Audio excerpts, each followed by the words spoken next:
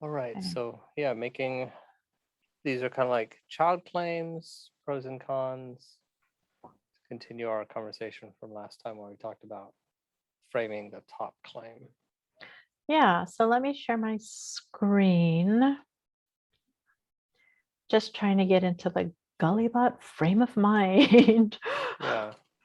So we took the top claim, which is in yellow, a gluten-free statement on an FDA-regulated manufactured food product label always means the food is safely gluten-free.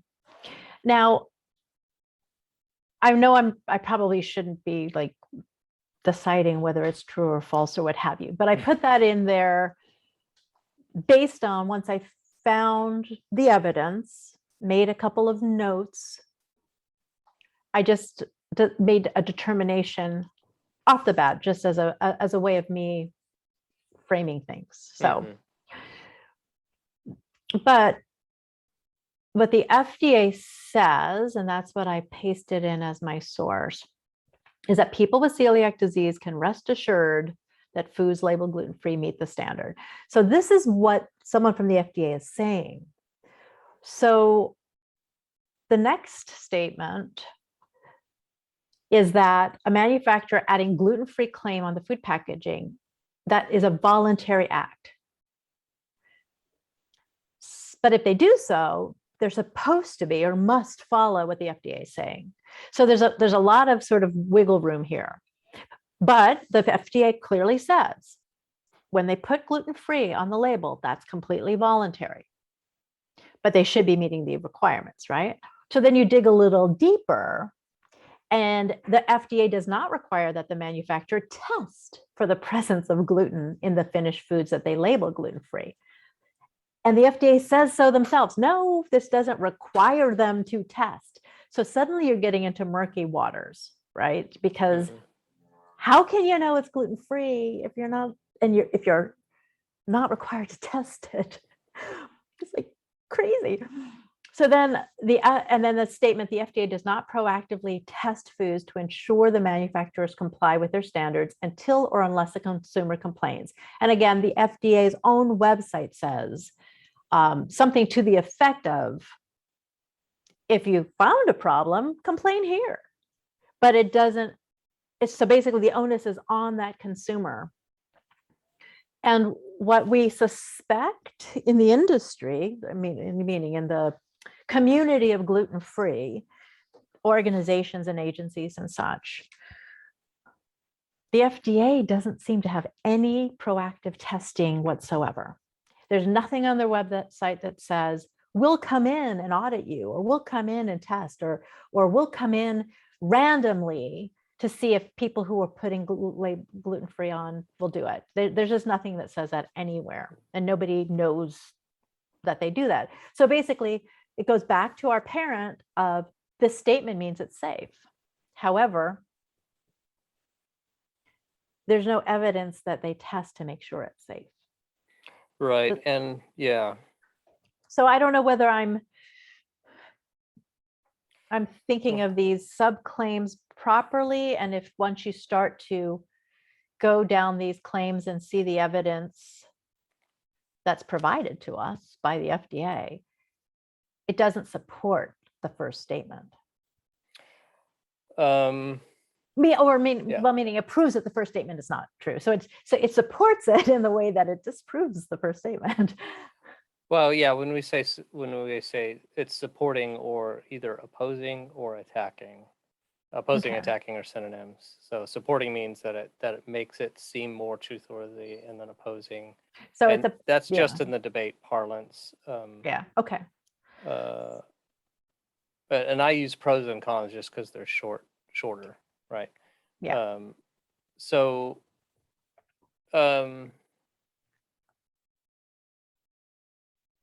first of all, it sounds like that statement's a little. Is that a little different from what we kind of talked about last time? The first one. I think I just added FDA regulated. Yeah, I think Hold that's a on. really good. So add? copy of GF, yeah, so it says a gluten-free statement on a manufactured food product label always means the food is safely gluten-free. So I just simply added FDA Yeah, regulated because yeah. the USDA also regulates foods. There's foods that the FDA Oh, does not regulate. So USDA, for example, regulate meats. So yeah. with the FDA regulates packaged processed foods. So foods that are processed and then put into a package or like a box or a bag, things that have to be manufactured. Whereas meat is not manufactured. I mean, it's processed, but not Right, manufactured. right. So the So it FDA calls it a covers different them. thing. Yeah. So their rules are very different and their rules are loosier.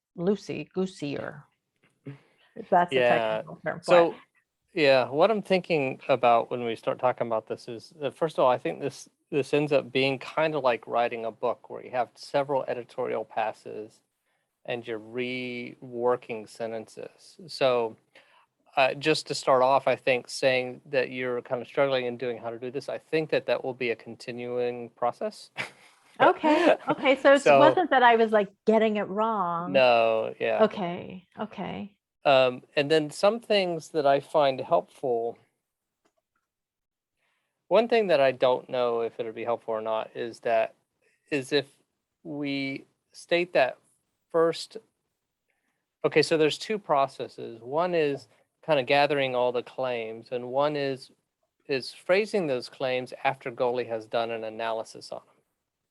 So like putting the word myth colon in front of something that's been proven completely wrong, that's as kind of a second stage. But before you know it's a myth or not, you may phrase it as a, well, usually in the pros or cons, you wouldn't phrase it as a question. You would just phrase it as a claim one way or the other. Because claims can always be reversed, but we choose one. But later on, if you find that it's kind of false, you may choose. Gulli Bot always doesn't always, usually phrases things in the way that the results came out. So Gulli Bot would rephrase that top one saying it is not necessarily safe, but since we don't know that, we can do the way you have it right now, which I think I agreed to before, but now I'm rethinking it, is towards a statement of saying it is safe and then we're proving it false. But the top claim, it's probably better just leave as a question until we get a lot of evidence or we're ready to go through and do that second pass of rephrasing all the claims based on Gulli's analysis, as opposed to the claims as people would say them in a debate, or the top claim being a question. Okay. So really the question is a gluten-free statement on an FDA regulated manufactured product label, or does it always mean the food is safely gluten-free? Yeah, Does that's my suggestion. I don't know if that always works in all cases, but I think. So that's for the top claim, making it a question instead of a sentence. Okay. So what I also did is I grouped these claims a little bit as well, because then you move into the next phase of how do you designate safely gluten-free. So the next section is third-party gluten-free certification standards and processes. So in order, so do we know that if it's certified by X entity that it's safe? Like, how do we know that it's safe? And the truth of the matter is, it's very confusing and hard to tell if it's safe, depending on who's certifying, until you get to GFCO. I mean, there's no guarantee, but GFCO is the most transparent. They literally put their multiple page manual with 80 steps that they go through and explain exactly what they do for certification. So it's kind of a hard thing, and there has to be a lot more digging and in reality, some spy work, some corporate espionage, if you will. So I was just reading through our notes, and I think one thing that's kind of tripping up here is that we did phrase it kind of as a yes no question, and I think at the end of our conversation the other day we ended up saying how safe is it for each of those things and keeping them separate for now. Yeah, so how safe is it for each of the certifying body, for each of the Yeah. certification marks? So yeah, how safe is it for a person with gluten intolerance to eat foods labeled? And then you have, and then the phrase The is entity. changed for each one. Yeah. Yeah, so that keeps it kind of open. Now, later on, when we get the analysis, then we'll have to reword that phrase to say it is safe, it is like it, but we can't do that prematurely, not for bias reasons. It's just when you're doing all the claims beneath, you have to keep thinking about what the top claim says.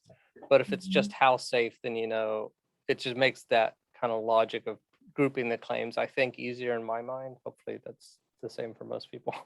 So that's the way I think about it. You leave it as an open question and you state one way or the other. Because I phrased it in a way, once I found the evidence or didn't find the evidence or found partial evidence, then I made a statement, most likely, actually I said most likely for all, and then I put false or uncertain, uncertain or likely. So I think I labeled them all, it's most likely safe. But you're saying, well, the problem with it's most likely safe, and then when you say it's uncertain, is it uncertain because it's truer or falser? So yeah, it's uncertain because there's less data available, but from the data that we see, it doesn't quite.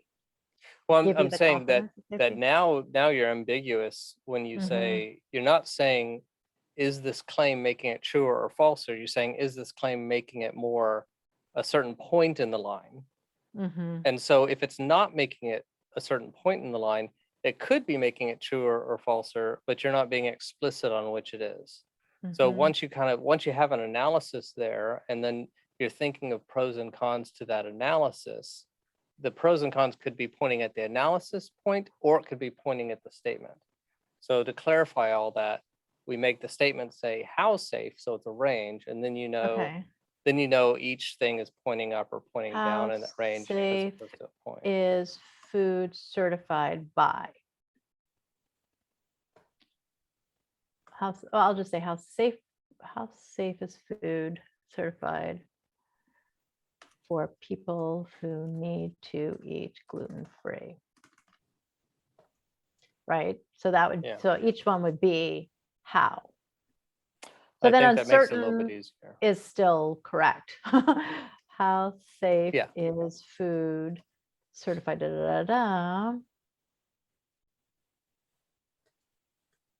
for people who need to eat gluten-free? So then it's the same thing for all. So I'll just do this one as well. How safe is food certified by? And then I think there's, whoops, how many more do I have? I think I ended up with 5. Safe is food certified. It's such a rabbit hole. It really is. It's so hard to find. Yeah, and this is an easier one than vaccine. Than COVID, because this is, it's not changing as rapidly as the whole COVID thing. But it's also, there's a lot behind closed doors that proprietary information that's kept. And that'll always kind of be the case. There'll be some data you can't get to, and in the end, you do have to say, this is our analysis based on the available data. But right, and that's what it boils down to a lot already, is how safe is food certified? Okay, I think they all say the right thing. And then I found all of their logos, all the links to it, and then I just did a quick cursory. So one difference is that's very obvious, but it doesn't necessarily denote safer or not safe, is the different thresholds of gluten that's allowed by each of these entities when they do their testing. And so the range is from 5 parts per million, all the way up to less than 20 or 20, less than 20 parts per million. The FDA's threshold is less than 20 parts per million. So that's the accepted sort of standard that scientifically has been potentially proven to be okay and safe. And it's a very, very minute amount. But different ones are claiming different ones, different levels. That doesn't necessarily say safety, but it sounds better because it's 5 parts per million versus 10 parts per million. But then there's a lot of debate whether you can really test down to 5 parts per million. And then what are you testing and how much are you testing of that food product? The other thing that I started to see is some of these aren't actually testing. So GFCO does test foods. But some of these are saying, we'll analyze your test results, meaning the onus is on you, the manufacturer, to do your own testing and then give us the results. And we'll decide if we're going to certify you based on the test results you've just given us, which seems really suspect. Yeah, like, right. if I want to get certified, will I try anything and say anything and do anything? I mean, it's just kind of bizarre. Yeah. So those are some of these variables. I think something else that's making it difficult to mentally process this is your column B there, where you are kind of saying, based on what I've looked at, is the certain and uncertain. Because I think in this first step, what you want to do is just be grabbing all the pros and cons for each one and just gathering them. And just gathering and not. So I'm going to just move so you that don't wanna, out of sight. You don't want to be thinking about how would I phrase this statement compared to that? You just think, is this making it seem safer or making it seem not safer, and then label that a pro or a con.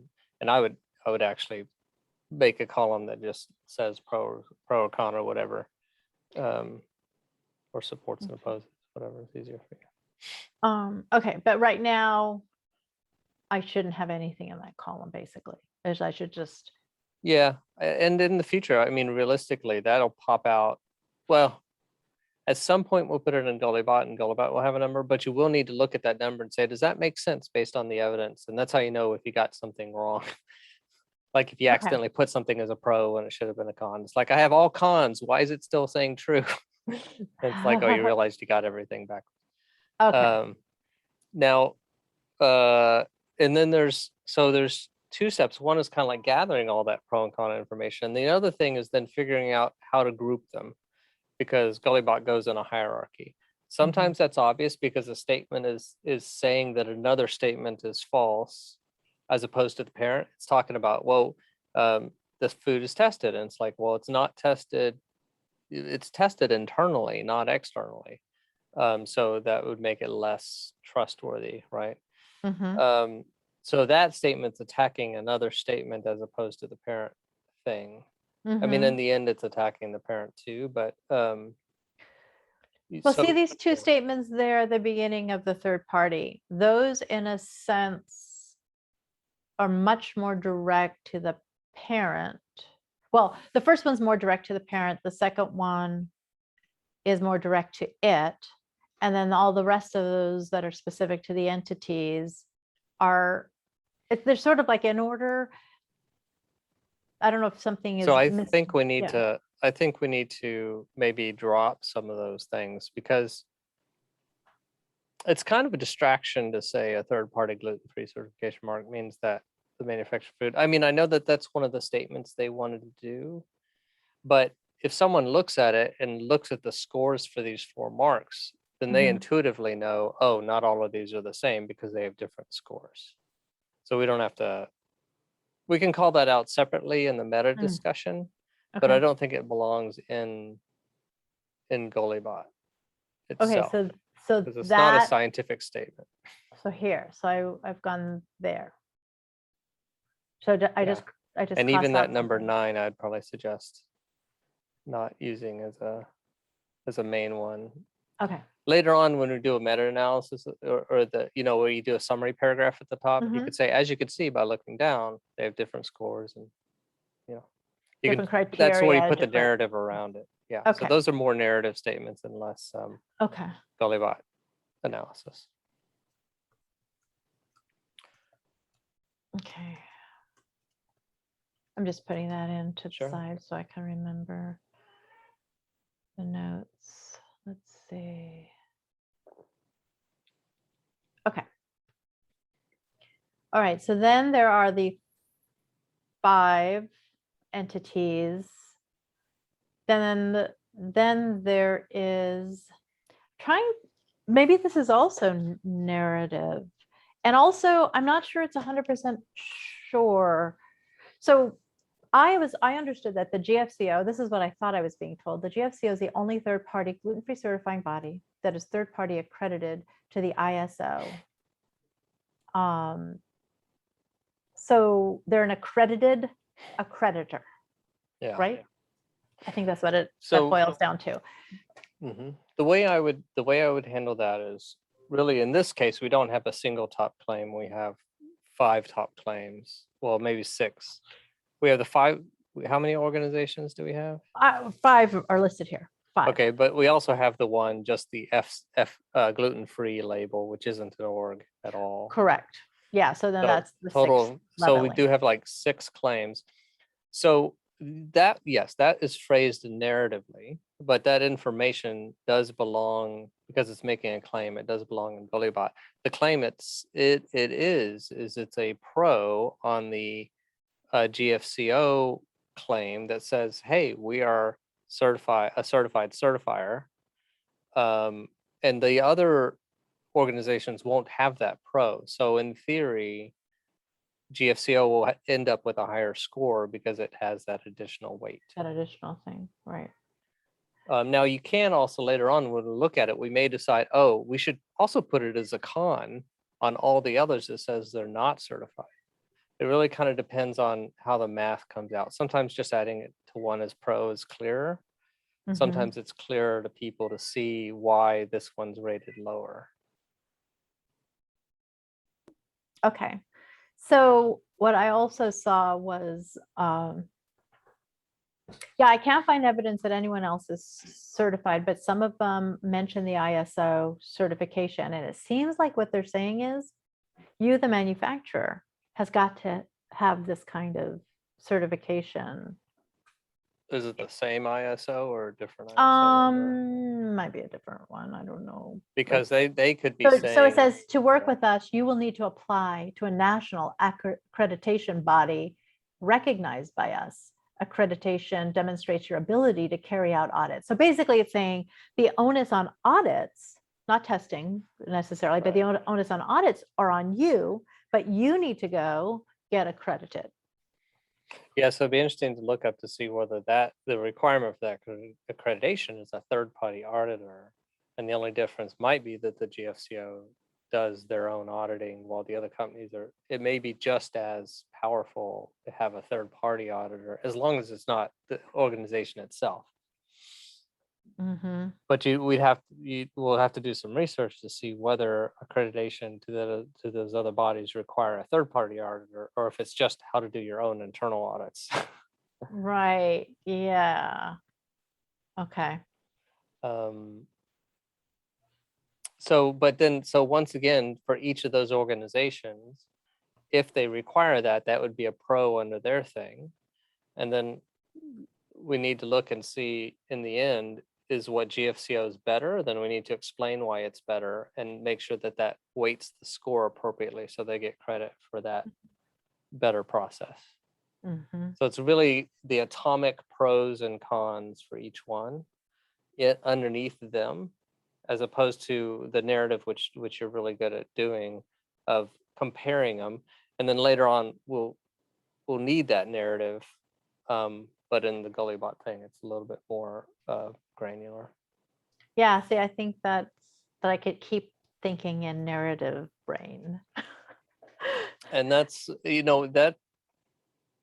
that may be, this may be challenging for you in a way that maybe we focus your skills on the narrative side and then have someone, Vicky or someone else who is more of a nitpicker. Although you're very I'm very nitpicky. Perfectionistic isn't, yeah, you are. But in a But different you way. also kind of you relate information together very, so it's hard to That's what I do. break I them apart, right? automatically synthesize disparate pieces of information and Right. try to find patterns and try to Yeah.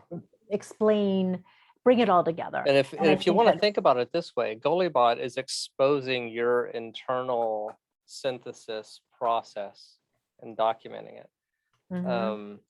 which may be hard to do sometimes because you're so skilled at it. You may not even know how you jump to not jump, but you know how you come to Connect the those conclusions. dots. Right. How did I connect the dots? Yeah. But a lot of times you can track it back if you do. So you'll have to decide whether that's, you could tell me later, I don't like this part of the job, and figure it out. Because Well, there's plenty for you to do.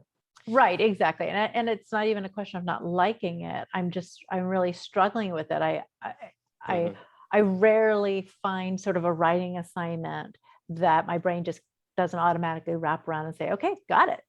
This Yeah. one, I'm like, whoa, I'm like, I can, it's almost as if there's these little compartments and there's a little box here called Gulli Bot, and it's like a little dark box. And Yeah. I'm going, I don't know how to open that darn thing. It really is a very tangible, almost visual process where each time I try to go here, it's like this little black box that won't open. Hmm. So I find it fascinating because I don't, there, like if you told me that I would have to go through medical journals and read medical reports and synthesize the information, I would tell you that's not my favorite thing. Mhm. I could do it, but not my favorite. Yeah. This is not like it's not my favorite thing. I just truly am struggling to grasp this thought process. Yeah. But I find it fascinating and I like it. I'm just not sure if I'm going to provide the greatest amount of value by being Yeah. involved in this process unless suddenly it clicks in my head. Right. Or if Yeah, I get and used and to it I and don't learn. I don't know if that is also specific to you, or if it's just the way the human brain works, and it's going to be this hard for everyone, which would be challenging, because that break one of my assumptions, is that people, when reading the data broken out that way, it's even more, not more understandable because it is more granular, but you can dig down if you want. But the question is, if the system doesn't support surfacing the narrative part that you're noticing in a way, is it okay to have that? I don't. So this is something, I guess this is all stuff we'll be exploring. So yeah, I Mhm. kind of let me know if this kind of clicks after we do this a little more, or if it's just an inefficient use of your skill set. Okay. I think also if I can be participating in tackling like a keto one or whatever the next topic is as well, and see, do I struggle in the same way with the same process? Yeah. Or just for some reason is that maybe it's gelling and maybe I'm going to get it by going into now a new topic. I think also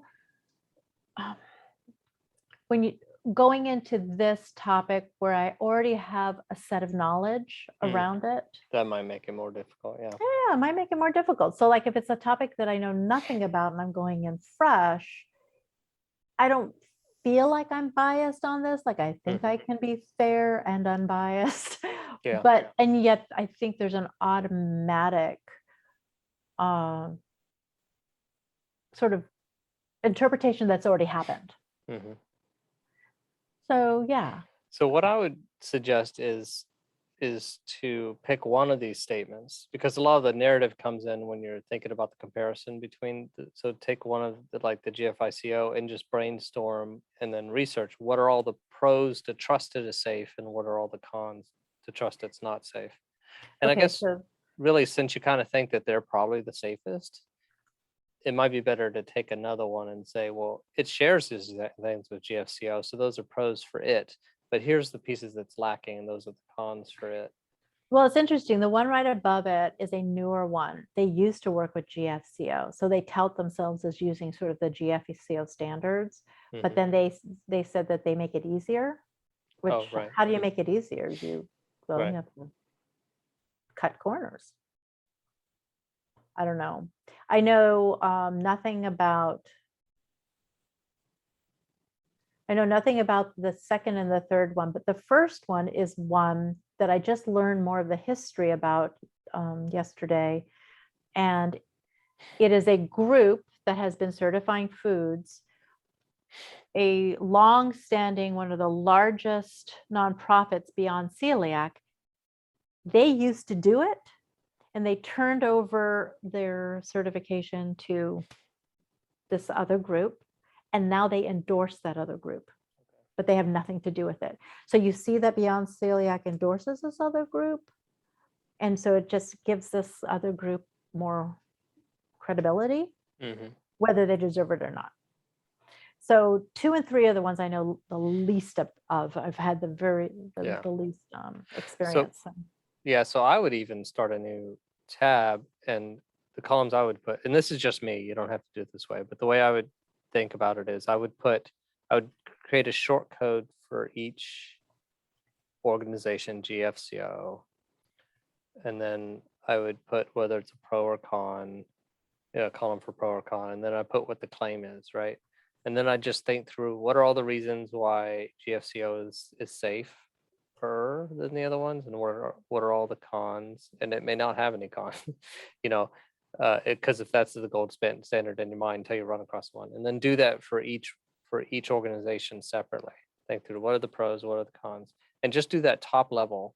You don't even have to go deeper into is that pro true or is that pro false, or how true that pro is. You can if you want, but then we do need to figure out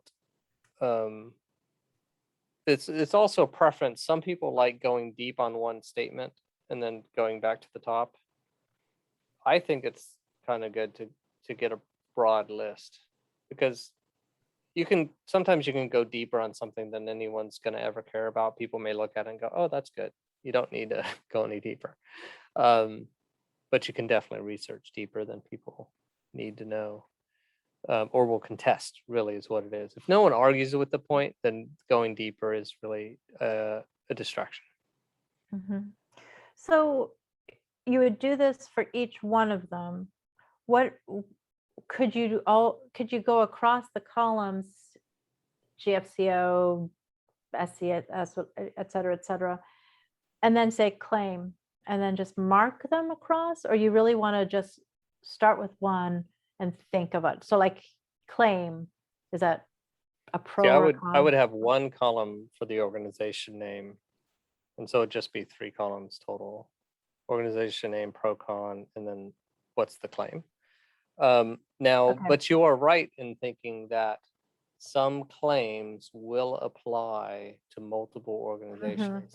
So then if So I it get may to be that easier. yeah. Right. Yeah. So I'm afraid, though, that if you have like a column for each, you could say like yes or no, pro or con, or something. I think that you start trying to apply claims to organizations. You're trying to fit them in when they may not be, in that kind of extra processing could be distracting. Okay. Right. I could see that. So keep it separate, and then later on, when you see patterns, that's when you put it in. Okay. Yeah. So I used to just like right away seeing the pattern and regrouping it based on pattern. Okay. All right, got it. So my notes, new tab, short code for each organization, pro or con column, and then the claim, and do it for each organization. Reasons why, safer, reasons why, not safer. Okay. Got it. All right. And as you run it now, the question is later on is when you say, okay, so I have this claim. I mean, you're going to be phrasing them based upon the way you see it. At some point, you're going to take like a quote that someone said about one of those organizations, and it's a false quote. And so you're going to go find the evidence that you saw earlier that it was false. Or at least at some point, you're going to need to go past that first level. So, and the way I do that, though, is I give a number to that top level of claims, and then I say what either on a different sheet or I guess the same sheet, really. I put a parent ID, and then I know which one it is. Now, that's hard to read. And that's one of the Mm. problems with not having a really good interface to Gulli Bot, is because it'd be nice if you had an outliner that you could then put the pros and cons in an outline, but almost all the, like the Microsoft Word outliner and stuff like that, it gets short on the side of the page the deeper you go, and these go pretty deep. So I Right. haven't solved that problem yet. But maybe if we do the first level and then talk about it, then we could talk about how to do the next levels. Okay. This reminds me of things that we've heard in social media. I'm going to see if I can dig some of them up. Like somebody was questioning things like, well, if a manufacturer pays the GFCO for certification, they're just buying certification. Like they're, so therefore, how it's not trustworthy.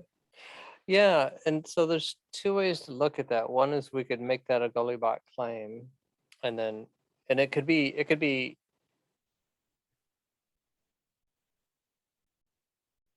let me think through this. So there's three ways we could tackle that. One is a separate Gulli Bot claim that says that, and then it kind of debunks it, right? Because it says, oh, they have to go through all these certifications, they're double checked and stuff like that. So regardless of whether they're paying, there is a process. Now,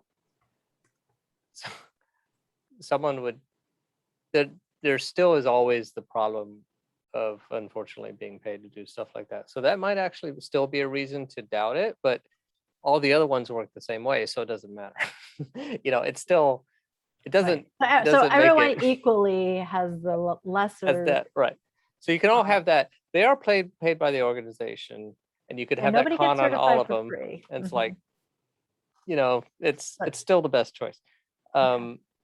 But you could have that as a separate claim that you debunk, and then you could also just do a meta thing and say, here's a frequently asked question, and then you could just point them to it and say, as you can see in the claim below, in this section, it says all the hoops they have to jump through, even though they're paying for it.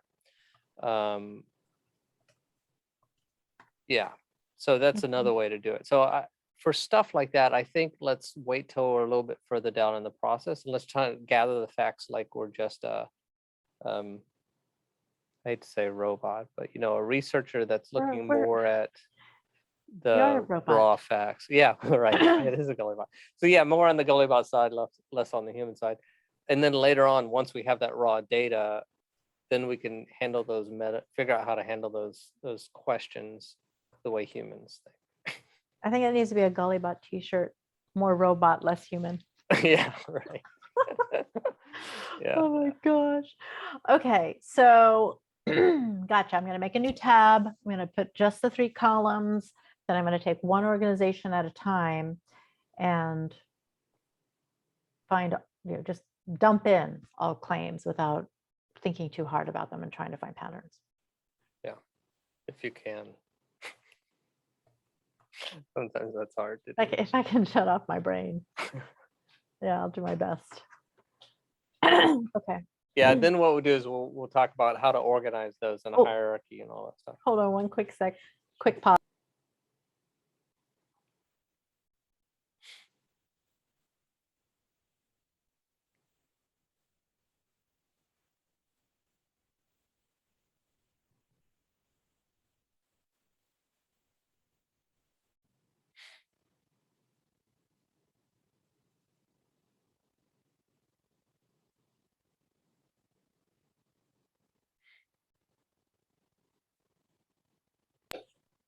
My daughter was excited to complete an assignment that Oh, was awesome. really challenging. So Yeah, you got to support that.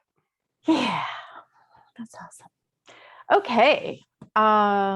So I have that homework. Is there anything else that's pending that you need me to work on at the moment? Or are you guys working on a separate topic as well No, simultaneously? I haven't done that. Yeah, so Vicky's standing idle, which I think is okay.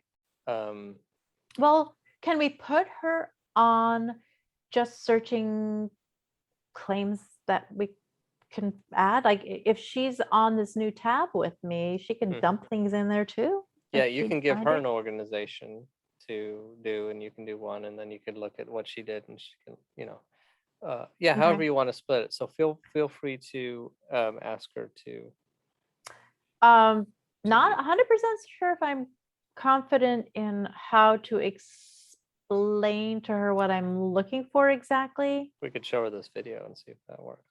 Okay, that sounds good. And so there's 5 of them, so we could just start. She could start at the top, I could start at the bottom or something Yeah. like that. Okay. Or actually, I'm wondering if I were to give her GFCO, then there's full unbiased and see what she can uncover. Yeah, that might be a good idea. Yeah, Okay. I like that. And then I can start at the top and start working down. And then when she feels like she's exhausted that one, then we'll just move to the next. Yeah, I think that's a good idea. Okay. So That might be I'll- really helpful too, just to, yeah. Okay. Yeah. So I'll post this video when we're done, and if you Mhm. could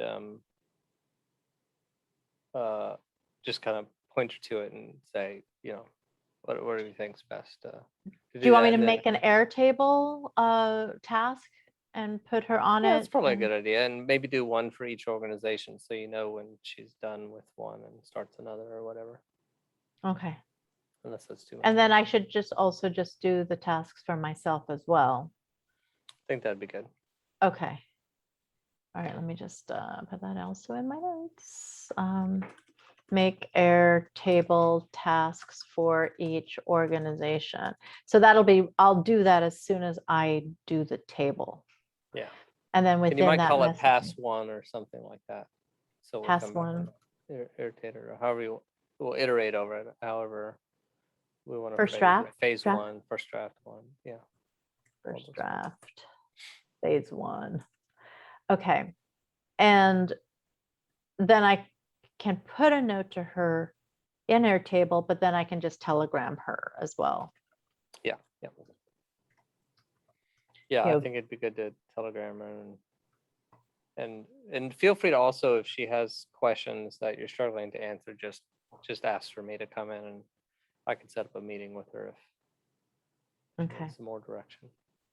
Okay. And I'll give the assignment in the Gulli Bot Telegram, so you can also add in anything if you correct me if I phrase something incorrect, or elaborate if you think there's something else she needs to know. Yeah, just so I can Yep. get used to asking her to help and do it in a way that is understandable. Yep, that's great. Okay, since I'm still dealing with the little black box. Right. Okay. All right. That sounds good. Great. I'll get that up probably later this afternoon. I appreciate you struggling through it. I know it's hard because Gulli Bot is such a different way of thinking from people in general, that Mm, it's still vague, and so I appreciate you exploring this with me. yeah, no, I'm glad. I just I never like to feel like I can't fulfill an assignment that sounds easy enough, but then when you get into it, you're like, whoa, Yeah. this is so different. Yeah, as But- people were talking about, so can we does Gulli Bot have AI, or can we use AI to do this? I say, AI can't help because we don't have any training data, because no one's ever phrased these statements properly. There you Well, go. properly, in the way Right. Gulli Bot would, or clearly and succinctly, and there's just no training data, Mhm. train an AI. So Yep. we're in new territory, even though it Right. sounds familiar. Well, I find it fascinating. I'm really, Cool. yeah, it is. Okay. All right. Well, thank you. Have Thank a you. great weekend. You too. I'll Bye-bye. talk to you soon. Bye.